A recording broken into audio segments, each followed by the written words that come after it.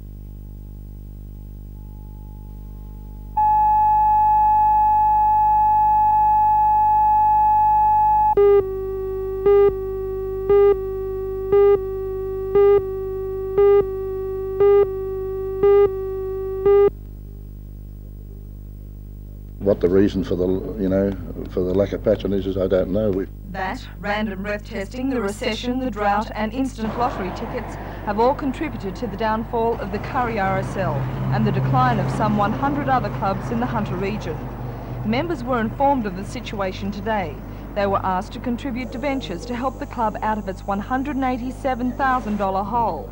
The dilemma was brought home to the members as they watched their once profitable poker machines being carried off the premises. 7 people will lose their jobs as a result of the closure, but Secretary Manager Mr Ray Maycock says there's a chance that the Curry Leagues Club may join forces with the RSL. They are interested in joining forces with us because they need a licensed outlet. However, they haven't been able to hold a meeting yet because most of their members are still on holidays and won't be back until Monday.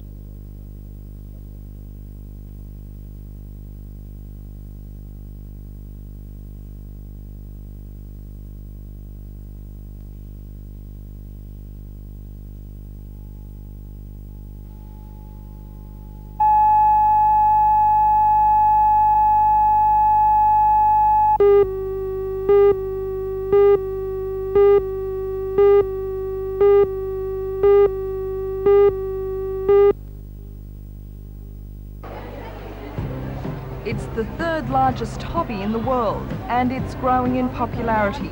With such beckoning faces, how could you refuse? But dolls aren't just toys that you dragged around by the hair as a toddler. They can be showpieces, like these porcelain dolls, replicas of the 19th century beauties. It's quite an art to create these dolls. Each mould may need 5 or 6 firings, and there are no guarantees of success. But the show, which raises money for local charities, was a resounding success, with hundreds of people lining the aisles to catch a glimpse of their favourite doll.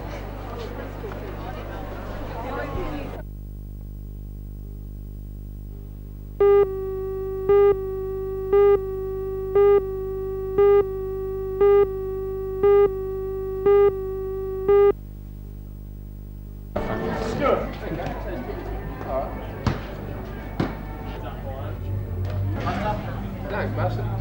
All right, Ronald. What's up, Master? Come on, sit down there. Next. 2 o'clock. That's it. Come on. I've been ever yet. Oh, you've been out there all night. Come on. I've been ever yet. Oh, you've been out there all night. You're really good dog. Oh.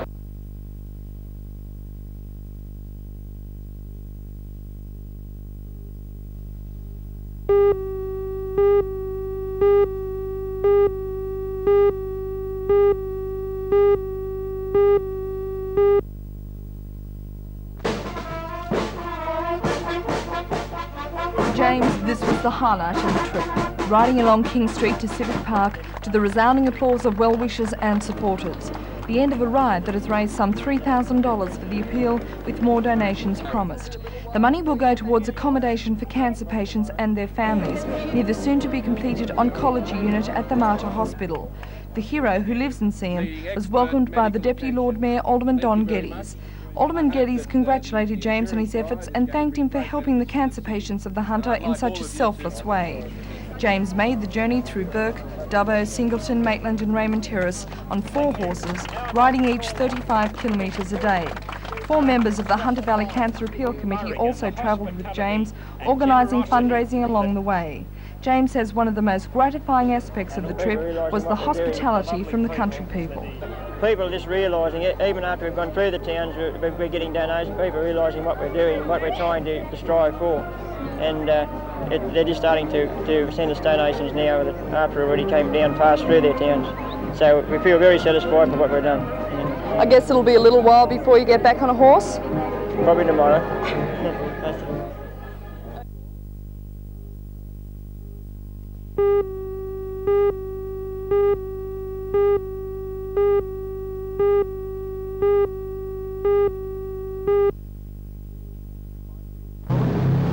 Despite the increasing levels of education and the impact of mass communication, it's a sad fact that we are not aware of all our rights as a member of the community. The legal profession has decided to focus on that problem this week. As a part of Law Week, lawyers will highlight these rights with court tours, talks to schools and interest groups, and seminars. The backbone, however, will be free legal advice centres to be established in Market Square and the Maitland Neighbourhood Centre. Mr Douglas Dice of the local Law Society explains. Well, the basic aim is for the public to know their legal rights and to be able to make contact with lawyers to do this. Do you think there is ignorance of legal rights within the community?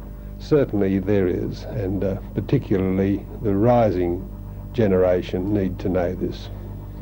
Contact with lawyers and solicitors, are they sometimes seen to be above the normal people and therefore out of contact?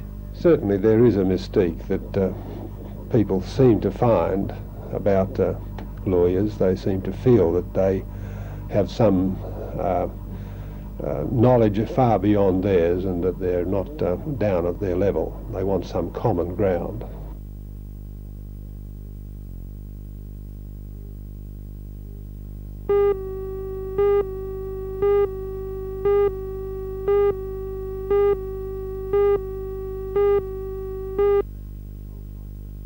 Tragically, old mine workings in the Hunter area have been the cause of accidents in the past. In February, a boy died after being overcome by gas near the entrance to an old shaft in bushland at Lambton. Now the Mine Subsidence Board wants the public to report all old workings, even if they appear to be safe. What we're after in the board is for more people to report these holes and subsidences or the old mine shafts. We have relied in the past on the public. Now we want more reports from people because we're not getting sufficient. There's a lot of people do report them, a lot don't. And there is a lot of them out there in the bush areas that we don't know anything about. But there must be literally hundreds of old workings and holes throughout this area. You are prepared to look at all of them if they're reported? We are prepared to check them out very quickly, either us or the police. That's all we're asking people to do, is to contact the Mine Subsidence Board or their local police station, and even the police will have a look at them and contact us. We'll get inspectors out there to look at them.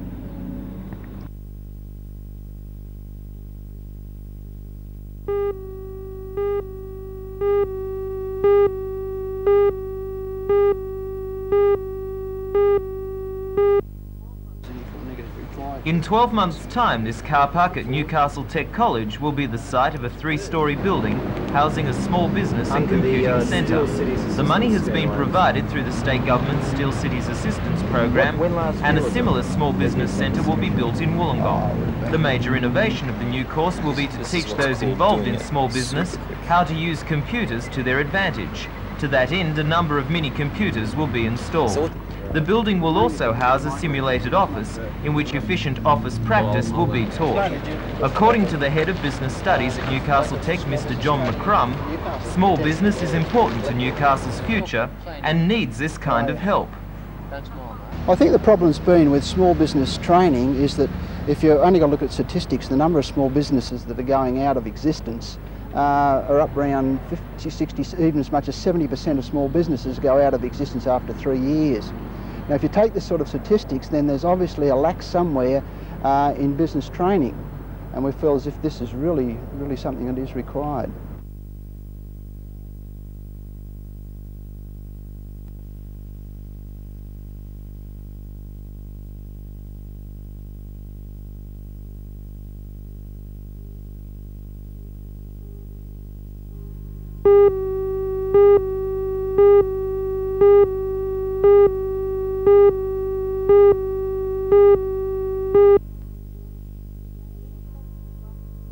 In the elections last September, a ballot box was tampered with and the town clerk, Mr. Harold Cumming, declared 800 votes invalid. Mr. Gutsall said because of the exclusion, 800 people had lost their right to vote. Mr. Gutsall was beaten to the 4th place position by Alderman Ian Nicholson. The matter was taken to court, and following an order by the magistrate, all invalidated votes were counted, with Alderman Nicholson increasing his majority. Mr. Gutsall today attempted to withdraw his application, but this was not allowed. The magistrate ordered Mr. Gutsall to pay the $550 court costs.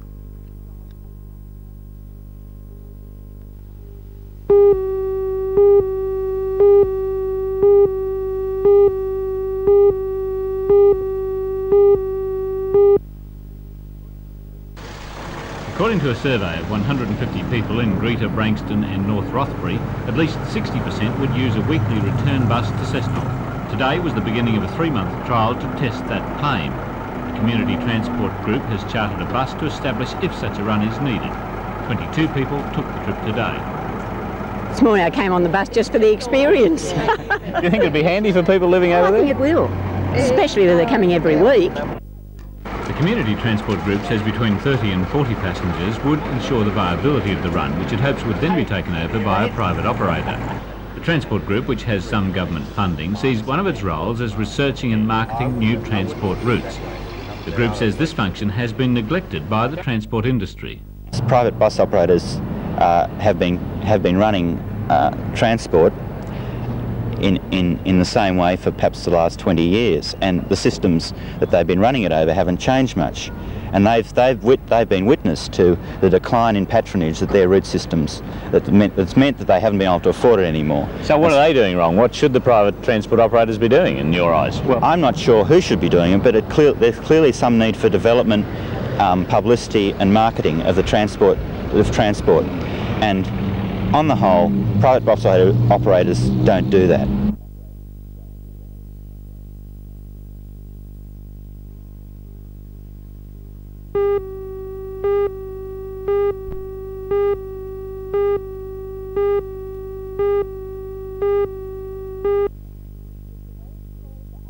Mr Wade's call for action against two of the city's chief figures has cut to the quick. The town clerk, Mr Barry Lewis, said today he was deeply shocked.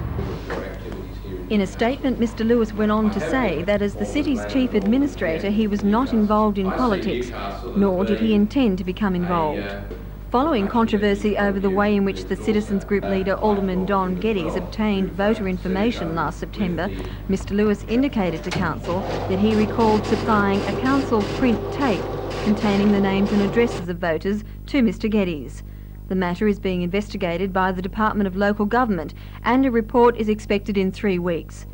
The Deputy Lord Mayor, Alderman Don Geddes' response today was stronger. He challenged the member for Newcastle to make such statements outside what he called Coward's Castle, meaning the Parliament.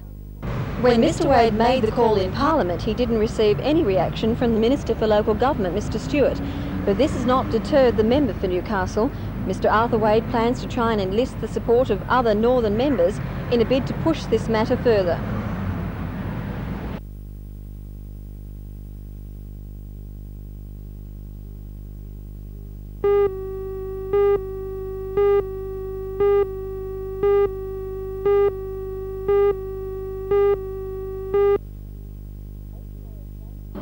HMAS Vampire, which visited Newcastle only a week ago for Anzac Day, arrived back in the harbour today for an unofficial visit. The vessel will undergo general work at the State Dockyard. The 8-week contract is worth in excess of $1 million to the dockyard and comes at a time when the ship repair business is at a low ebb. The State Dockyard won the contract from another company, Vickers, in Sydney. The General Manager of the State Dockyard, Mr Kelly, says the work will enable the company to test what it calls improved organisation at the yard. During the refit, there will be periods when extra casual staff will be employed at the yard. HMAS Vampire will spend 2 weeks undergoing work alongside the wharf before it goes into dry dock.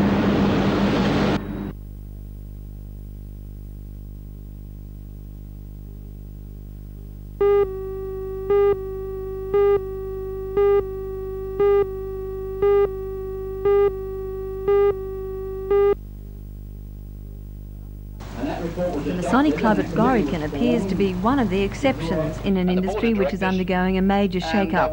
But according to a confident club president, success starts with reality. Well, I think many clubs today, the directors and those that are responsible for running the clubs haven't come to grasp with the ills of the club and haven't really found a cure for their ills. And I think if they settle down without panicking and just think of what ills they do have and then say, well, now we've got to find the cure.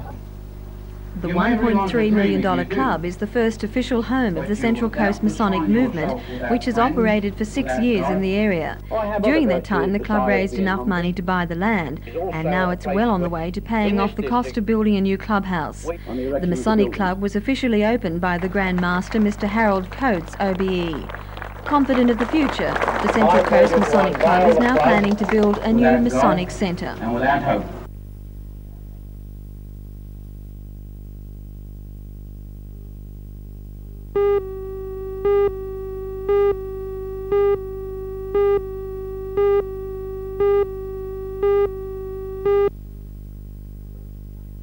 The wet and slippery conditions certainly added interest to the 1984 Dungog one-day horse trials.